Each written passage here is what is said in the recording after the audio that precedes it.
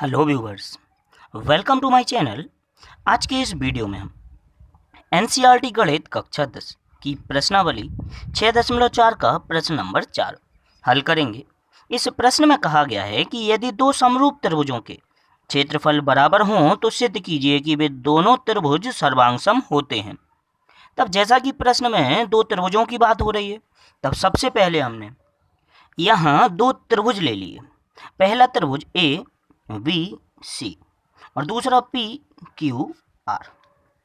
तब लिखा गया दिया है ये जो दो त्रिभुज कहे गए हैं, जैसा कि हमने लिया हुआ है, ये जो त्रिभुज हैं वे समरूप हैं। तब लिखा गया त्रिभुज ए बी सी समरूप त्रिभुज पी क्यू आर। साथ ही साथ इनके जो क्षेत्रफल बताए गए हैं वे भी कैसे हैं, बराबर।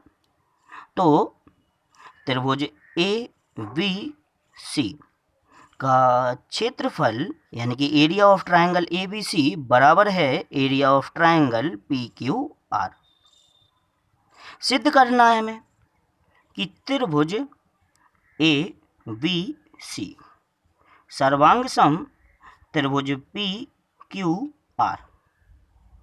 तो इन दोनों ही त्रिभुजों को सर्वांगसम दिखाने के लिए, जैसे कि हमें प्रश्न में जानकारी दी गई है कि दोनों ही त्रिभुज समरूप हैं और समरूप त्रिभुजों के जो क्षेत्रफलों का अनुपात होता है वो उनकी संगत भुजाओं के अनुपात के वर्ग के बराबर होता है। तो हमने लिख दिया चूंकि समरूप त्रिभुजों के क्षेत्रफलों का अनुपात उनकी संगत भुजाओं के अनुपात के वर्ग के बराबर होता है, अर्थात पहला त्रिभुज ए बी सी का जो क्षेत्रफल लिखा बटे दूसरा त्रिभुज पी क्यू आर, इन दोनों ही त्रिभुजों के क्षेत्रफलों का जो अनुपात है वो इनकी संगत भुजाओं, जैसे पहली इनकी संगत भुजा A B upon P Q, इनके वर्ग के बराबर लिखा जा सकता है। दूसरी संगत भुजा बी सी और क्यू आर, इनके वर्ग के बराबर भी लिखा जा सकता है। और साथ ही साथ तीसरी संगत भुजाएं ए सी अपॉन पी आर, इनके अनुपात के वर्ग के बराबर भी लिखा जा सकता है। तो इस प्रकार हमने इस दोनों ही त्रिभुजों के क्षेत्रफलों के अनुपात को उनकी तीनों ही संगत भुजाओं के अनुपात के वर्ग के बराबर लिख लिया। लेकिन प्रश्न में हमसे कहा गया था कि जो त्रिभुज एबीसी का क्षेत्रफल है वो बराबर है त्रिभुज पी क्यू आर के क्षेत्रफल के, अर्थात यहाँ जो हमारा समीकरण बन रहा है इसमें अंश और हर, बाएं पक्ष में अगर हम देखें तो अंश और हर दोनों ही कैसे हैं, समान है, क्योंकि जो एरिया ऑफ ट्रायंगल एबीसी का है वही पी क्यू आर का है। तो अंश और हर बराबर होने के कारण ये पूर्णतः हमारे क्या हो जाएंगे, कैंसिल हो जाएंगे और इनका अनुपात आएगा 1। तब यहाँ लिख दिया जाएगा कि 1 बराबर हो गया A B upon P Q का स्क्वायर बराबर B C upon Q R का स्क्वायर बराबर A C upon P R का स्क्वायर। अब अगर देखें तो एक A B upon P Q square के बराबर भी है, B C upon Q R के स्क्वायर के बराबर भी है और A C upon P R के स्क्वायर के भी बराबर है। तब हम बारी बारी से ए बी को एक बार A B upon P Q के होल स्क्वायर को एक बार 1 के बराबर में लेंगे, एक बार 1 को इस अनुपात के बराबर में लेंगे और एक बार 1 को इस अनुपात के बराबर में लेकर देखते हैं।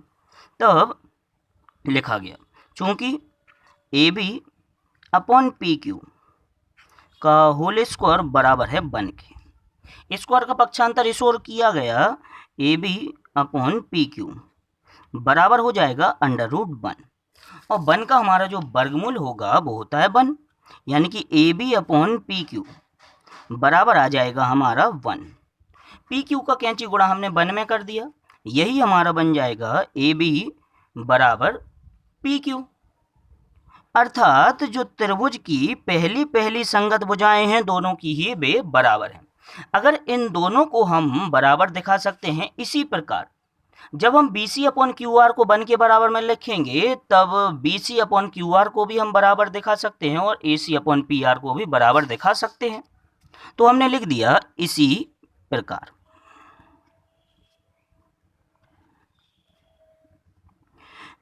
बी सी बराबर दिखाया जा सकता है क्यू आर के, और ए सी बराबर दिखाया जा सकता है पी आर के। अतः हमने इन दोनों ही दिए गए त्रिभुजों की तीनों ही संगत भुजाओं को कैसा सिद्ध कर लिया? बराबर सिद्ध कर लिया। ये हो गया हमारा समीकरण 1, ये हो गया समीकरण 2, और ये हो गया हमारा समीकरण 3। अब जैसा कि प्रश्न में हमसे कहा गया था कि दोनों ही त्रिभुजों को हमें क्या सिद्ध करना है? सर्वांग सम सिद्ध करना है। तब लिखा गया त्रिभुज ए वी सी व त्रिभुज पी क्यू आर में, चूंकि ए वी बराबर पी क्यू, बी सी बराबर क्यू आर, और ए सी बराबर है हमारा पी आर के। और यदि किसी दो त्रिभुजों की उनकी तीनों ही संगत भुजाएं कैसी हों? समान हों, तब वे जो त्रिभुज होते हैं वे हमारे कैसे होते हैं? सर्वांग सम त्रिभुज होते हैं, अर्थात आकार और माप में समान होंगे। तब लिख दिया जाएगा अतः त्रिभुज ए बी सी सर्वांग सम त्रिभुज पी क्यू आर, और यहाँ हमारी सर्वांग समता लग जाएगी एस एस एस सर्वांग समता। इस प्रकार हमने दोनों ही दिए गए त्रिभुजों को सर्वांग सम सिद्ध कर दिया, जैसा कि प्रश्न में हमसे पूछा गया था।